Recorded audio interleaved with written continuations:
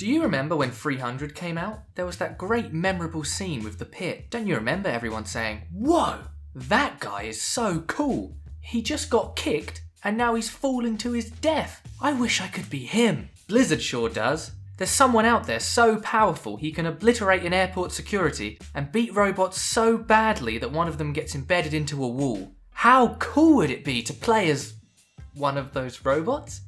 Oh, enter Orisa, Overwatch's newest hero. She's a powerful robot created by a child. You can tell she was made by a child because she doesn't take responsibility for her actions. Even though her origins video clearly states she was given a personality, Orisa likes to say, "I'm just following my programming," which I assume is the robot equivalent of saying, "God made me do it," after you've just fed your kids a stew made from their mum. I know most of the cast seem to enjoy the killing they do, but at least they own it. Orisa is one of those worst of both worlds situations, where they combine two great things to make something worse than either. Like combining a spoon and a fork but just getting a double-ended handle, or combining video games and movies but just getting Doom. It's a robot! And a centaur! She can't run fast like a horse, but she retains the large hitbox. She can't dance like a robot, but she retains the incredibly loud metallic footsteps. You might try to combine Dirty Harry with House to get a snarky, ultra-intelligent hard man, but you could just end up with a guy who's really, really sad.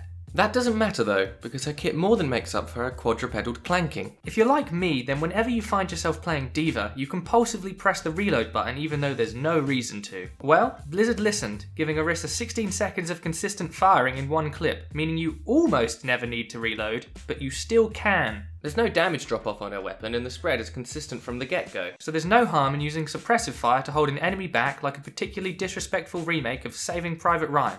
It'll probably go straight to DVD. Orisa's E fires a small projectile that expands when it lands and becomes a stationary shield. Now, with many abilities, you can fluff it and play it off okay. If you misplace your telly as Sombra, that's okay, you can just not use it. With a 12-second cooldown and a bulky size, people are going to notice if you mess this one up. All they have to do is look for the giant glowing monument to your failure. Your team will expect to be able to stand behind it, so don't let them down. Just like catching a bullet in your teeth, if you're going to mess it up, people will be so upset that it's better if you just don't try. Okay, I didn't mean that. Keep trying, just in either case, don't get shot in the face. The easiest way for you in Overwatch may well be to correctly place your shield, or to play Reinhardt. Either works, really. Orisa's right-click shoots an orb which, when it hits a surface or right-click is pressed again, implodes, dragging any nearby enemies in line of sight to it. This feels fantastic to use, and it has a whole host of uses. You can drag escaping enemies back to you for their true coward's death, you can drag people into ults, yank people off of the high ground or around corners, or tug people over the edge. This is especially satisfying if you pretend the enemy thinks the orb does damage, so they might think you just missed the shot on its way out, only to be pulled to their death. I've prepared a James Bond-esque line for you to use in this situation. You thought you could fuck with me, but I just pulled you off. Make sure you put that one to good use. Because the orb shows a visible tether when people are in pull range, you can also use it to detect people in rooms or hiding out of sight. It's a good job this thing only exists in a game, because it would certainly make hide and seek a bit redundant, though I suppose so would shooting someone in the face as soon as you found them.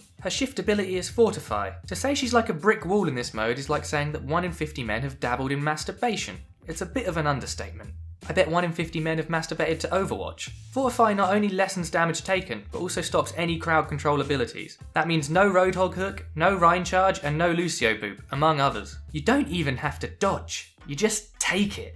It's a great feeling to have a denial button at your disposal, like hitting a basketball out of someone's hand, adding your plate to the washing up just as somebody was about to finish, or strangling someone just as they are about to breathe. Her ultimate is a stump you put down which shoots damage boosting blue beams to any allies nearby. Supercharger, or to give it its real name, Pocket Mercy, can be destroyed, meaning it needs proper placement or protection, but can be a huge game changer, allowing for your team to inflict massive damage, or for you to place it where only you have access, meaning you can spam Rhine's shield and then complain in team chat about how a tank has gold damage. All of Orisa's abilities feel not only useful, but fun to use. I hope she sees plenty of play because she's an incredibly satisfying character to use and a fairly efficient killer, not bad for someone who was just supposed to be controlling traffic.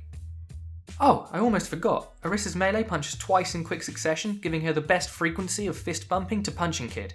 If that's not important, then I don't know what is.